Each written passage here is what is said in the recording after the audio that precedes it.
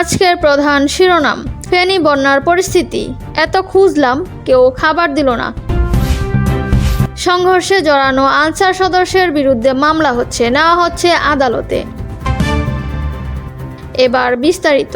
ফেনীর বন্যা পরিস্থিতি, এত খুঁজলাম কেউ খাবার দিল না।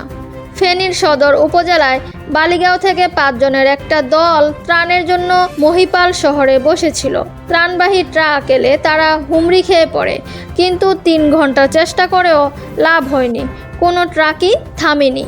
গতকাল রোববার বেলা 3টার দিকে ওই দলের সদস্যদের সঙ্গে দেখা হয় মহিপাল শহরের ট্যাঙ্ক রোডে।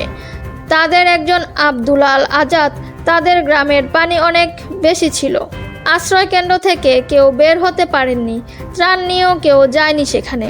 গতকাল পানি কমে যাওয়ার পর খাবার খুঁজতে বের হন তারা।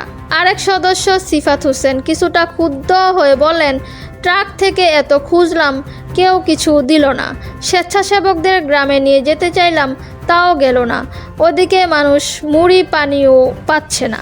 ফেনীতে বন্যা ভয়াবহ আকার ধারণ করার 3 দিন পর গতকাল সকাল থেকে বিভিন্ন এলাকার পানি কিছুটা কমা শুরু করেছে। এতে প্রত্যন্ত গ্রাম থেকে দুর্গত মানুষেরা বেরিয়ে আসতে শুরু করেন।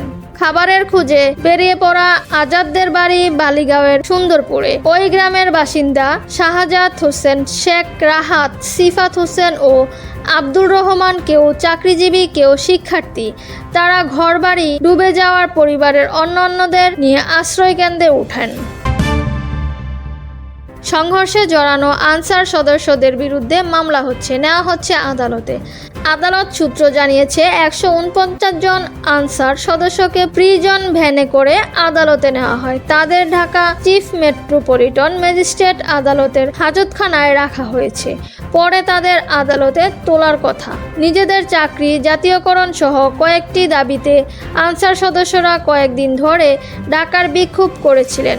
গতকাল রোববার তারা সকাল থেকে রাত পর্যন্ত সচিবালয় ঘেরাও করে রাখেন এবং তাৎক্ষণিকভাবে চাকরির জাতীয়করণের ঘোষণা দেওয়ার দাবি জানান। ঘেরাও করে রাখায় সচিবালয় থেকে সরকারি কর্মকর্তা কর্মচারী বের হতে পারছিল না। দিনভর রাজধানীতে ছিল ব্যাপক যানজট। রাতে জাতির উদ্দেশ্যে ভাষণে অন্তর্বর্তী সরকারের প্রধান উপদেষ্টা ডাক্তার মোহাম্মদ ইউনূস সবাই ধৈর্য ধরার আহ্বান জানিয়ে বললেন, এখনই সব দাবি পূরণ করার জন্য জোর করা, প্রতিষ্ঠানে ঢুকে ব্যক্তিবিশেষকে হুমকির মধ্যে ফেলা, মামলার গ্রহণের জন্য চাপ সৃষ্টি করা ও বিচারের জন্য গ্রেপ্তারকৃত ব্যক্তিকে আদালতে হামলা করে আগে এক ধরনের বিচার করে ফেলার যে প্রবণতা, তা থেকে বের হতে হবে। সচিবালয়ের আনসার সদস্যরা বৈষম্য বিরোধী ছাত্র আন্দোলনের সমন্বয়ক ও অন্তর্বর্তীকালীন সরকারের উপদেষ্টা নাহিদ ইসলাম, সমন্বয়ক সারজিদ আলম ও হাসনাত আব্দুল্লাহ সহ অনেককে আটকে রেখেছেন। রাতে এমন খবর ছড়িয়ে পড়ার পর ঢাকা বিশ্ববিদ্যালয়ের বিভিন্ন হল থেকে টিএসসির রাজু ভাস্কর্যে জড়ো হন শিক্ষার্থীরা। আনসার সদস্যদের প্রতিহত করতে তারা মিছিল নিয়ে সচিবালয় এলাকায় যান। এ সময় দুপক্ষের মধ্যে পাল্টাপাল্টি ধাওয়া ও সংঘর্ষের ঘটনা ঘটে। দুই পক্ষের সংঘর্ষ বৈষম্য বিরোধী ছাত্র আন্দোলনের অন্যতম সমন্বয়ক হাসনাত আব্দুল্লাহ সহ অন্তত 40 শিক্ষার্থী আহত হন।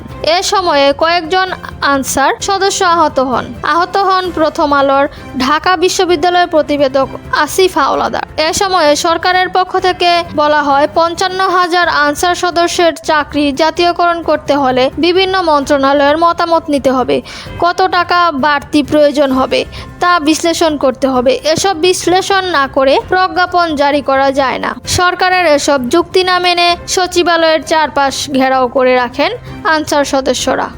এতক্ষণ সঙ্গে থাকার জন্য ধন্যবাদ।